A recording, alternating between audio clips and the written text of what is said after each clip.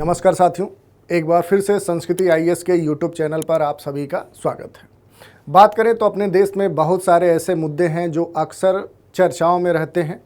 उन्हीं में से एक मुद्दा है समलैंगिकता का, जो पिछले वर्ष काफ़ी गरमाया हुआ था। इस पर बड़े सारे कह सकते हैं आंदोलन हुए, धरने हुए, कोर्ट में गया, फिर कोर्ट की हेयरिंग हुई, सुनवाई हुई, इस पर कुछ डिसीजन आए। उनको लेकर भी क्या है कि काफ़ी और मांगे बढ़ी और फिर से ये जो मुद्दा है एक बार फिर से न्यूज में है। उसी की चर्चा आज हम संक्षिप्त रूप से करेंगे। मुद्दा क्या है तो समलैंगिक विवाह पर पिछले साल जो सुप्रीम कोर्ट का फैसला आया था, उसी फैसले की समीक्षा की मांग करने वाले याचिका पर एक बार फिर से सुप्रीम कोर्ट सुनवाई करने जा रहा है। पिछले साल की अगर बात करें तो सुप्रीम कोर्ट ने 17 अक्टूबर 2023 को समलैंगिकता पर कुछ बड़े निर्णय दिए थे और इस पर कुछ बड़ी बातें भी कही थी, लेकिन फिर से इस पर कई सारे याचिकाएं सुप्रीम कोर्ट में दायर की गई, जिस पर एक बार फिर से इस वर्ष यानी 10 जुलाई 2024 को एक बार फिर से सुप्रीम कोर्ट इन याचिकाओं पर एक बार हेयरिंग करने जा रहा है, सुनवाई करने जा रहा है। इस कारण से ये जो मुद्दा है फिर से काफ़ी चर्चा में बना हुआ है। तो आज हम इससे जुड़े हुए जो भी मुद्दे हैं कि आखिर मामला क्या था, क्या डिसीजन कोर्ट ने दिया था, अब किस कारण से फिर से इस पर ये मांग उठी है,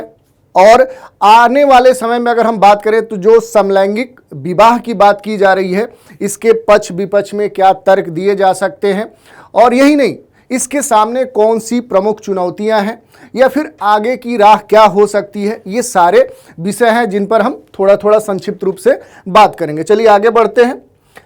देख लेते हैं न्यूज को। तो अगर न्यूज की बात करें तो न्यूज है सुप्रीम कोर्ट टू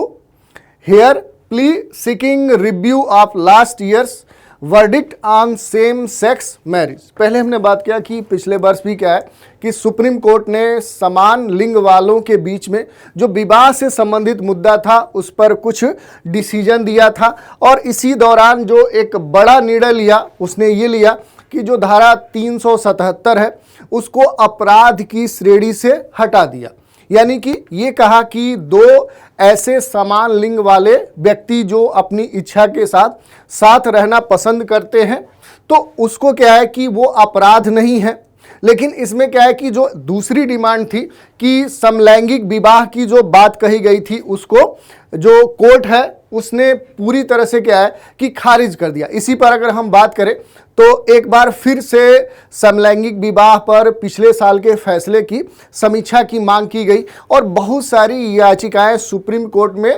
दाखिल की गई। अब उनको ध्यान में रखते हुए एक बार फिर से सुप्रीम कोर्ट 10 जुलाई 2024 को इन याचिकाओं पर कह सकते हैं सुनवाई करने जा रहा है और पिछले वर्ष पूरा जो फैसला था उसकी समीक्षा फिर से करेगा। इस पर हो सकता है कि कुछ बड़े निर्णय भी आ जाए, और इसी को ध्यान में रखते हुए जो चीफ जस्टिस ऑफ इंडिया हैं चंद्रचूड़, उनके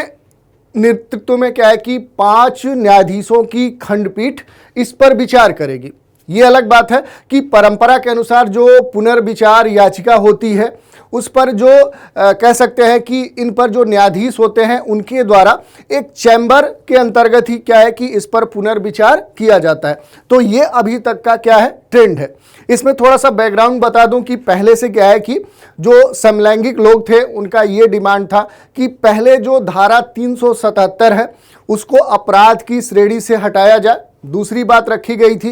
कि आम नागरिक की तरह या कहें तो गैर लैंगिक जो जोड़े हैं उनको जो अधिकार प्राप्त हैं उनके समान ये समान लैंगिक वाले जो व्यक्ति हैं उनको भी अधिकार प्रदान किए जाए, इनको विवाह के अंतर्गत भी अधिकार प्रदान किया जाए, यानी उनके समलैंगिक जो विवाह हैं उनको मान्यता प्रदान किए जाए। और बहुत सारे ऐसे कह सकते हैं अधिकार थे जिनकी डिमांड ये जो कह सकते हैं समलैंगिक जो व्यक्ति हैं उन्होंने दायर किया था। इस संदर्भ में क्या है कि सुप्रीम कोर्ट ने सिर्फ जो बड़ा निर्णय लिया वो ये लिया कि जो धारा 377 है उसको अपराध की श्रेणी से हटा दिया। लेकिन बहुत सारे ऐसे मुद्दे थे जो गैर लैंगिक जोड़ों को अधिकार प्राप्त हैं वो इनको प्रदान नहीं किया, ये कहकर कि ये जितने भी अधिकार प्रदान करने की बात है वो सही तो हो सकते हैं, लेकिन ये अधिकार प्रदान करने का जो अधिकार है वो सुप्रीम कोर्ट का नहीं है। इसके संदर्भ में चाहे वो बात करें लैंगिक विवाह के कानून बनाने की बात हो या फिर इनको बहुत सारे जो मौलिक अधिकार हैं या जो अन्य अधिकार हैं उनको प्रदान करने का जो अधिकार है वो कोर्ट का नहीं है, बल्कि इनसे जुड़े हुए जो कानून हैं उनके निर्माण का जो अधिकार है वो संसद को है। संसद ही उस पर कानून बना सकती है। सुप्रीम कोर्ट बस क्या कर सकता है कि कानूनों की व्याख्या कर सकता है। इस आधार पर सुप्रीम कोर्ट ने कहा कि इसके लिए संसद जब तक कोई कानून अस्थायी रूप से बना नहीं देती तब तक सुप्रीम कोर्ट इस पर कुछ भी नहीं कर सकता। तो ये पूरा मामला था। उसके बाद से फिर से क्या है कि ऐसे जो कह सकते हैं समलैंगिक लोग हैं, इनके पक्ष में बहुत सारे लोगों की डिमांड खड़ी हुई, इन्होंने याचिका दायर की और उसी का प्रतिफल है कि एक बार फिर से क्या है कि सुप्रीम कोर्ट इनकी मांग पर, इनकी जो याचिकाएं हैं उन पर क्या है कि फिर एक बार सुनवाई करने जा रहा है। तो ये हमने देख लिया कि अभी तक क्या है कि सुप्रीम कोर्ट का जो पूरा मामला था पिछले साल जो इसका डिसीजन आया वो 17 अक्टूबर 2023 को आया था। अगर बात करें तो ये डिसीजन आया और इसमें पूरी तरह से सुप्रीम कोर्ट ने कहा कि समलैंगिक विवाह को कानूनी मान्यता देने का जो अधिकार है वो उसका नहीं है, और इनकार करते हुए उसने ये कहा कि कानून द्वारा मान्यता प्राप्त विवाहों को छोड़कर विवाह करने का कोई भी बिना शर्त अधिकार नहीं प्रदान किया जा सकता। तो ये मामला था। यही नहीं, सर्वोच्च न्यायालय ने समलैंगिक लोगों के अधिकारों की पुरजोर वकालत की। पहले हमने बताया कि इनको जो अधिकार मिलने चाहिए जिन्होंने डिमांड की थी तो उसका वकालत तो किया, लेकिन अन्य लोगों के लिए जो उपलब्ध वस्तुओं और सेवाओं तक पहुंचने में इनके सामने जो भेदभाव किया जा रहा है उस पर भी क्या है कि सुप्रीम कोर्ट ने सहमति व्यक्त की कि ऐसा नहीं होना चाहिए। यही नहीं, सुप्रीम कोर्ट ने कहा था कि विषम लैंगिक संबंधों में ट्रांसजेंडर लोगों के मौजूदा वैधानिक प्रावधानों के तहत शादी करने की स्वतंत्रता और अधिकार भी हो सकता है, बात स्वीकार की। दूसरी बात, इसके अलावा उन्होंने कहा कि विवाह या नागरिक संघ जैसे संघ के अधिकार को कानूनी मान्यता देने या रिश्ता को कानूनी दर्जा देने का जो अधिकार है वो अधिनियमित कानून के माध्यम से ही दिया जा सकता है, और ये जो कानून बनाने का जो अधिकार है वो किसको है, वो संसद को है, वो सरकार को है, वो बना सकती है इस पर कानून। और जब तक वो कोई कानून नहीं बना सकती है तो उन कानूनों के आधार पर इनको कोई भी अधिकार कानून के अंतर्गत क्या है कि सुप्रीम कोर्ट नहीं दे सकती है। सुप्रीम कोर्ट ने स्पष्ट कहा कि ये जो कानून बनेंगे सरकार के द्वारा वो उनकी व्याख्या करती है, न कि इनसे जुड़े हुए कानून निर्मित कर सकती है। तो ये पिछला मामला था जिसकी चर्चा हमने की। अब देखिए, इसके अलावा बात करें कि आखिर जो कुछ मुद्दे थे उन पर अगर हम चर्चा करें तो जो LGBT ग्रुप हैं इनकी बात करें तो अधिकार या इनके अधिकार से संबंधित लड़ने वाले जो विभिन्न जो कार्यकर्ता हैं उन्होंने एक बड़ी लड़ाई 2018 में सुप्रीम कोर्ट के सामने लड़ी, और उसके बाद क्या है कि इनको इससे संबंधित अधिकार भी प्राप्त हुए, और जो समलैंगिक यौन संबंध है उसको क्या है कि अपराध की श्रेणी से बाहर कर दिया गया। यानी जो 377 जो धारा थी उसको क्या है कि कानून से बाहर करते हुए हटा दिया गया, और समलैंगिक विवाह को वैध बनाने और गोद लेने के अधिकार,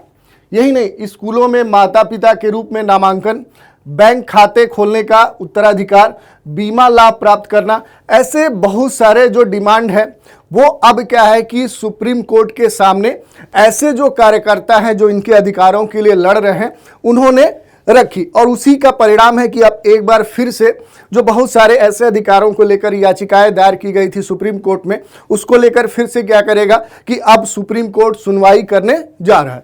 यही नहीं, अगर हम बात करें तो जो कुछ याचिकाकर्ता हैं उन्होंने सर्वोच्च न्यायालय से यह भी आग्रह किया कि वो अपनी पूर्ण शक्ति का उपयोग करें, प्रतिष्ठा और नैतिक अधिकार का उपयोग करके समाज को ऐसे मिलन को स्वीकार करने के लिए प्रेरित करे जो यह सुनिश्चित करेगा कि ऐसे जो LGBT ग्रुप्स हैं वो विषम लैंगिकों की तरह सम्मानजनक जीवन जी सके। यानी कि अगर हम बात करें कि ऐसे जो समलैंगिक कह सकते हैं जोड़े हैं वो गैर समलैंगिकों की तरह क्या हो कि सम्मान के साथ जीवन जी सके, इसके लिए सुप्रीम कोर्ट क्या करे कि अपने पूरे पावर का इस्तेमाल करे। जो भी उसके अंतर्गत हो सकता है उसका उपयोग करते हुए इनको ये अधिकार प्रदान करें। अब इसमें एक छोटा सा प्रश्न बनता है, जैसे ये भी पूछ लेता है कि जो हम बार बार कह रहे हैं कि LGBT जो ग्रुप्स है ये आखिर क्या है, तो इनका तात्पर्य अलग अलग समाज में अलग अलग नामों से इनको जाना जाता है, यानी समान ग्रुप के दो जोड़े, जैसे इनको लेस्बियन यानी कि दो अगर फीमेल कह सकते हैं कि पर्सन है तो उनके पेयर को लेस्बियन बोला जाता है। ऐसे ही जो पुरुष है गे है, ऐसे बहुत सारे नाम हैं, जैसे बाइसेक्सुअल है, ट्रांसजेंडर है, क्वीर है, क्वेश्चनिंग है, इंटरसेक्स है, पैनसेक्सुअल है, टू स्पिरिट है, एसेक्सुअल है,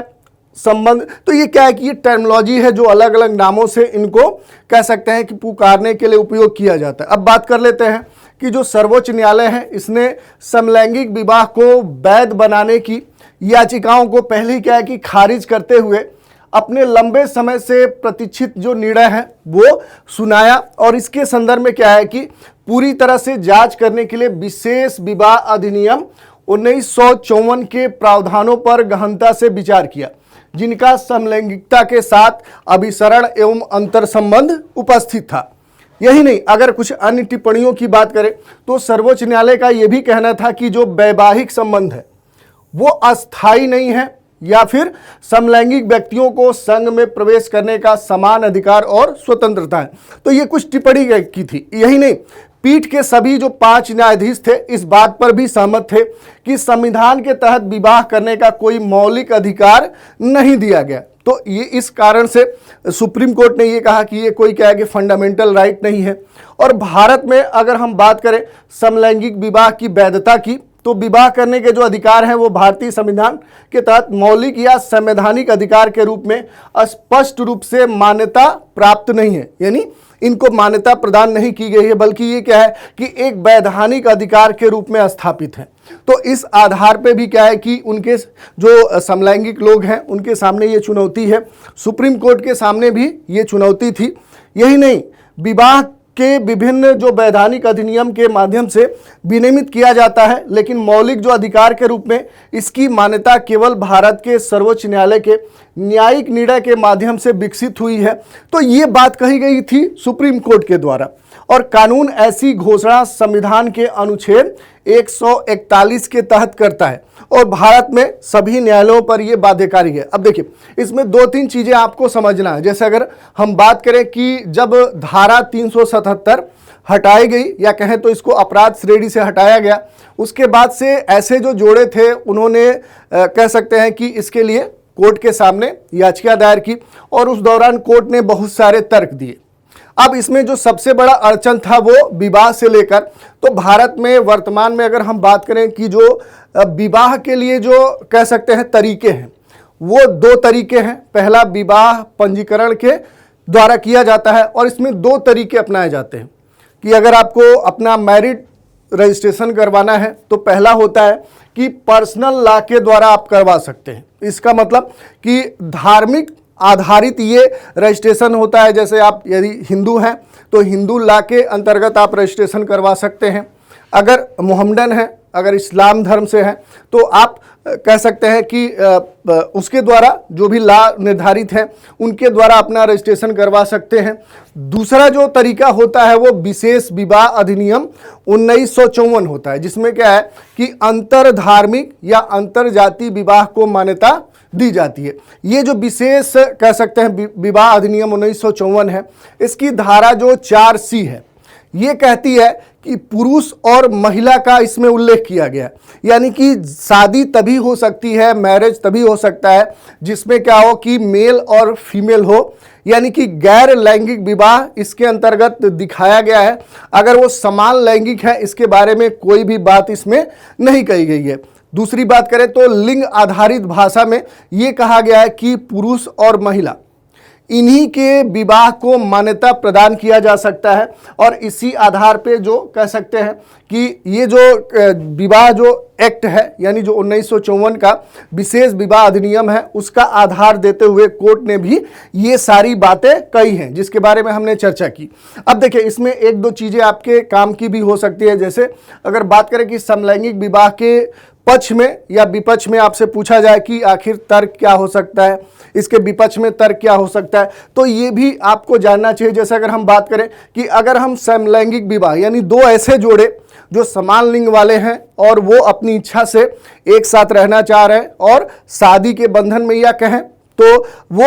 यौन संबंध बनाना चाह रहे हैं, उसके संदर्भ में क्या है कि जो पक्ष में तर्क हो सकते हैं वो आपसे पूछा जा सकता है और उसके विपक्ष में क्या तर्क आप दे सकते हैं वो भी पूछा जा सकता है। जैसे कुछ उदाहरण हम लेते हैं कि बात करें तो अगर पक्ष की बात करें तो समलैंगिक कानून के तहत समान अधिकार और सुरक्षा इनको प्रदान किया जा सकता है। जैसे समान कहने का मतलब क्या है कि जो गैर लैंगिक जो जोड़े हैं उनको जो अधिकार प्राप्त है, जो सुरक्षा प्राप्त है, वो ऐसे जोड़ों को भी दिया जा सकता है। दूसरी अगर बात करें कि ऐसे समान लिंग वाले जो पर्सन हैं उनके जो परिवार वाले हैं उन समुदायों को भी और मजबूती प्रदान किया जा सकता है, चाहे हम बात करें आर्थिक, सामाजिक, राजनीतिक या जो भी आधार हो सकते हैं उन पर उनको और मजबूत किया जा सकता है। यही नहीं, मौलिक अधिकार के रूप में अगर इनको सहवास करने की, यौन संबंध बनाने का अधिकार प्रदान किया जा सकता है तो ये भी क्या होगा कि एक सकारात्मक पक्ष होगा। और जो जैविक लिंग की अवधारणा है ये क्या है कि एक पूर्ण अवधारणा नहीं है, तो इस आधार पर क्या है कि हम इनके पक्ष में अपनी बात रख सकते हैं। और चूंकि पहले से क्या है कि विश्व में बहुत सारे ऐसे देश हैं जहां पर क्या है कि लैंगिक जो कह सकते हैं कि समानता है, लैंगिक जो विवाह है, इस प्रकार के जो भी एक्टिविटी है उनको पहले से ही क्या है कि वैलिड माना गया है, यानी कि उनको वैध माना गया है कि वो समलैंगिक विवाह जो है वो पूरी तरह से क्या है, लीगल है, वैध है और उनको वो मान्यता प्रदान करते हैं। तो ऐसा नहीं कि हम अगर भारत में इस तरह का कुछ होता है तो ये पहला देश होगा जो इस तरह की कोई मान्यता प्रदान कर रहा है। दूसरी अगर बात करें कि इसके विपक्ष में या इसके एंटी साइड में अगर हम कोई अपना तर्क देना चाहें तो देखिए सबसे जो प्रमुख है वो है धार्मिक और सांस्कृतिक मान्यता। क्योंकि भारत क्या है कि यहाँ पर बहुत सारे धर्म और सांस्कृतिक विशेषताएं मौजूद हैं। हमारे समाज की ये कह सकते हैं खूबसूरती है। और ये क्या है कि अगर इस तरह की कोई भी गतिविधि होती है जैसे समलैंगिक विवाह की जो बात है, तो अभी तक हमारे धर्म में, हमारी संस्कृति में इस तरह की कोई बात नहीं कही गई है या इस प्रकार की कोई गतिविधि नहीं देखने को मिलती है उदाहरण के तौर पे। इसलिए क्या है कि ऐसा नहीं होना चाहिए। दूसरी बात करें कि अपने देश में क्या है कि प्रजनन एक महत्वपूर्ण कह सकते हैं कि आधार है दो जोड़ों के एक साथ रहने का, या विवाह को प्रमुख रूप से अगर हम देखें तो उसको प्रजनन से जोड़कर देखा जाता है। और यदि ऐसे दो जोड़े जो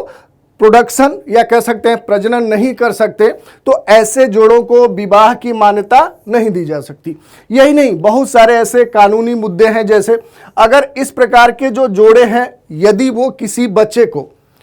गोद लेते हैं और फिर वो अलग होते हैं तो उस बच्चे से जुड़े हुए जो भी अधिकार हैं, उसके सुरक्षा के अधिकार हों, उसके सामाजिक कह सकते हैं कि जो भी उसे अधिकार प्राप्त होने चाहिए वो कौन देगा। ऐसे बहुत सारे मुद्दे हैं जो कि क्या है कि इस प्रकार के समलैंगिक विवाह करने के सामने उत्पन्न हो सकते हैं। तो इस प्रकार से हम बता सकते हैं कि इसके पक्ष में कौन से तर्क हैं, इसके विपक्ष में कौन से तर्क हैं। अब थोड़ा सा बात कर लेते हैं कि भारत में जो समलैंगिक विवाह है इनसे जुड़ी हुई बहुत सारी चुनौतियां हैं। जैसे थोड़ा थोड़ा पॉइंट हम कर लेते हैं। जैसे इनके साथ क्या है कि पक्षपातपूर्ण कह सकते हैं व्यवहार किए जाने की एक संभावना है, तो इसको दूर किया जाना चाहिए। दूसरी जो बात कही गई है कि मौलिक अधिकारों का जो उल्लंघन हो रहा है,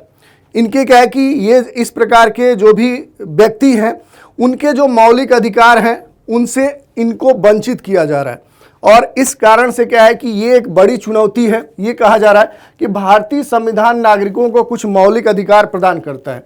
जिनका व्यक्तिगत चयन के आधार के द्वारा राज्य द्वारा उल्लंघन नहीं किया जाना चाहिए। यदि ऐसे कोई व्यक्ति इस प्रकार का समान लैंगिक व्यक्ति के साथ कह सकते हैं विवाह करना चाह रहे हैं तो ये उनका अधिकार है, राज्य को ये देना चाहिए। यही नहीं, प्राकृतिक और अप्राकृतिक संबंध, ये जो डिफिनीशन है ये काफ़ी कह सकते हैं जटिल डिफिनीशन है। इसमें यह भी कहा जा रहा है कि विश्व भर की सरकारों ने प्रायः समलैंगिक संबंध के खिलाफ अस्वाभाविक होने का तर्क दिया। हालांकि समाज में प्राकृतिक और अप्राकृतिक क्या है, इस संबंध में जो धारणाएं हैं वो अलग अलग समय के साथ विकसित हुई हैं, बदली हैं। तो इस आधार पर हम ये डिफाइन नहीं कर सकते कि कौन सा संबंध प्राकृतिक है, कौन सा संबंध अप्राकृतिक है। तो इस आधार पर जो इनके साथ एक भेदभाव किया जा रहा है, तो उससे संबंधित जो चुनौती है वो भी एक बड़ी चुनौती है। और संतान के संबंध में जो कानूनी मुद्दा है, जिसमें ये कहा जा रहा है कि यदि ये जोड़े किसी बच्चे को गोद लेते हैं तो बाद में यदि ये अलग होते हैं तो उस बच्चे के अधिकार को लेकर कौन कहां पर उसके अधिकार प्रदान करेगा, ऐसे बहुत सारे मुद्दे हैं, वो कैसे हल होंगे। तो जैसे बात करें कि सरोगेसी या बच्चे को गोद लेने के समय समलैंगिक युगलों को कानूनी मान्यता की चुनौती का सामना करना पड़ता है, पहली बात। दूसरी बात, तो कानूनी ढांचे के अभाव में बच्चे के कानूनी सुरक्षा और सुरक्षा के अधिकार पर भी असर पड़ता है। कहने का मतलब क्या है कि ये जो चुनौती हो रही है कि उससे संबंधित, यानी ऐसे जोड़ों से जुड़े हुए अभी तक कानून स्पष्ट नहीं है कि यदि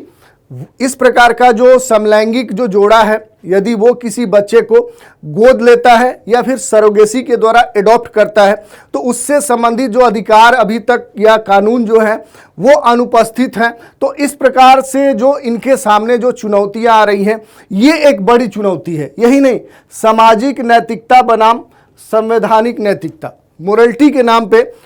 ये एक बड़ा मुद्दा होता है, जो समाज के